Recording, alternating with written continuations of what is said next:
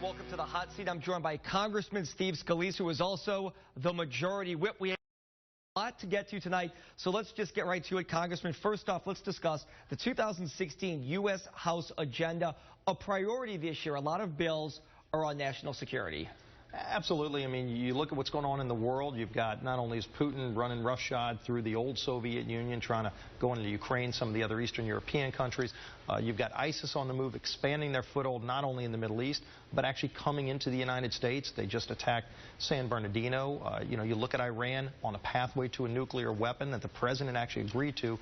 They just last week captured two of our Navy vessels and the sailors that were on those vessels. So, I mean, there's a lot of aggression in the world, and the United States, frankly, hasn't been exerting strength, and you see that by our enemies taking advantage of us on all these different fronts. Let's talk about Iran if we can. To bring this up, Colin Powell, former Secretary of State under a Republican at the time, said that it's a pretty good deal when he was talking about the deal with Iran, but you and a lot of other Republicans disagree with that.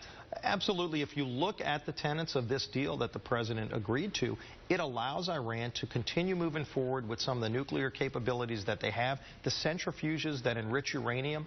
They can actually further that technology. They can be, and the president's even acknowledged, if they comply with everything, and Iran is notoriously cheated on every agreement, but if they complied with everything, they would be capable of making a nuclear bomb in 10 to 12 years if they comply with the deal. Prime Minister Benjamin Netanyahu of Israel came to the Congress last year, one of the great speeches I've heard since I've been in Congress, and went definitively through this deal, talked about how many provisions are bad, not only for Israel, but for the United States of America. It's a very bad deal. It surely hasn't slowed down Iran's aggression. Again, just captured 2 U.S. Navy vessels. You didn't see the president give any kind of response to that. What message does that send to other enemies of ours around the world?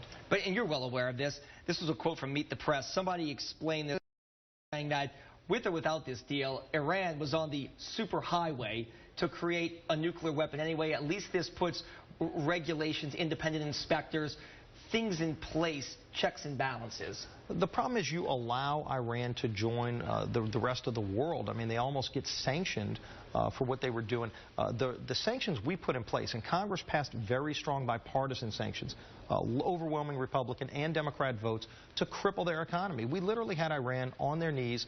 They actually came to the table to negotiate because the sanctions were working so well to cripple their economy.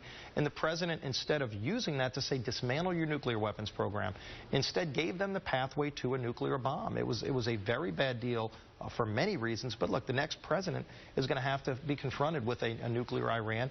You're seeing other countries in the Middle East now start to escalate an arms race. That's the last place you want a nuclear arms race. Well, let's talk about national security, public safety as well, and the president's executive order dealing with guns. Your colleague, Bill Cassidy, didn't like this, and he used an example. He said, look, if a farmer up in North Louisiana wants to sell his gun to his neighbor, he should be allowed to do so without having to go through, jump through hoops, if you will. He used that as an example, but there are other examples that this executive order could keep guns out of the hands of people that are up to no good. No, and in fact, some of the cases that the president cites, some of the mass shootings you've seen, this change the president's proposing wouldn't have had anything to do to impact those gun crimes. In fact, the president himself has actually reduced the amount of prosecutions. People who violate existing law, the president's not even going after a lot of those people who are breaking laws today. Instead, he's going to try to go in through executive order, which he can't do, and we're not going to let him do, try to change and weaken the Second Amendment to take away the gun rights of law-abiding citizens. It's not the route to go. Frankly, the problem that we've had is that the president hasn't rooted out terrorism. The shooting in San Bernardino that he used as his example, this latest gun control attempt, was a terrorist attack. ISIS took credit for it. They actually recruited the people involved, and the president's done nothing to stop ISIS from advancing their terrorist capabilities. What is a policy? Is there a magic wand, an end-all for gun control in America right now? I mean, we live in a digital age. There's online sales. There are tough things to police when it comes to guns on the streets of not just America, but here in the city of New Orleans. The problems with crime are real in the city. The problems of crime real throughout many cities throughout our country. The solution is not taking away the rights of law-abiding citizens. Law-abiding citizens are not the people at the root of these criminal problems. In fact, citizens who have guns to defend themselves are in a much better position to stop crimes. And in fact, every single day in America, people use guns legally to stop crimes. That doesn't get reported a lot, but it's a fact. Well, let's shift gears here, talk about another federal issue. You have been an outspoken critic, it is no secret, of Obama.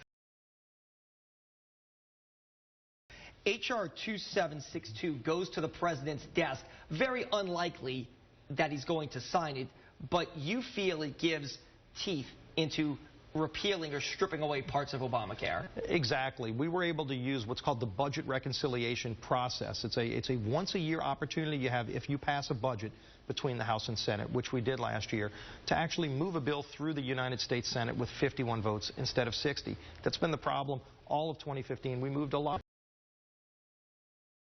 control. We moved those bills through the Senate, through the House, but then they got stuck in the Senate because there's a 60-vote filibuster. So we had a one-shot opportunity to put a bill on the president's desk with 51 votes in the Senate, and we used that opportunity to put a bill on his desk that guts Obamacare and defunds Planned Parenthood, and it shows you that this is something powerful you can do, and if you had a president who actually shared our values, you could get something really big like that done. So here's the thing. Hillary Clinton was endorsing Planned Parenthood when she ran for Senate. Rudy Giuliani, though, and you're aware of this, is a Republican. He has given money to Planned Parenthood. Critics of what you're saying would make the case and is needed in a state like Louisiana. I believe there's an office in Baton Rouge and New Orleans. I don't think there's one in North Louisiana, but other people would say Planned Parenthood is necessary for women who need to make a choice when they find themselves in certain situations. Well, first of all, they're the largest abortion provider in the country. They shouldn't be getting any taxpayer dollars. Why do they have to have a business model that includes taxpayer money? It's offensive to millions of people across the country. That taxpayer money shouldn't be used for organizations like Planned Parenthood. One of the things we did with the bill is we shifted that money away from Planned Parenthood and actually into federally approved health centers that provide women's services that are not abortion related. So you'd actually have many more options for women to get health services, just not having taxpayer money being used for abortion. That's the big battle that we had. That's why we put that bill on the president's desk. Do you think the president signs it, or do you think this goes with no signature and gets sent back? No, he's not going to sign it. But again, it shows you, and we have a record vote now. I think it's very important to have everybody in Congress, both House and Senate, on record on whether or not they support taxpayer funding of Planned Parenthood and whether they support getting rid of Obamacare. But at the same time, it also shows what's at stake in this presidential election. If you get a conservative president that shares our values, you can actually do those things. You can both gut Obamacare and defund Planned Parenthood. Let's talk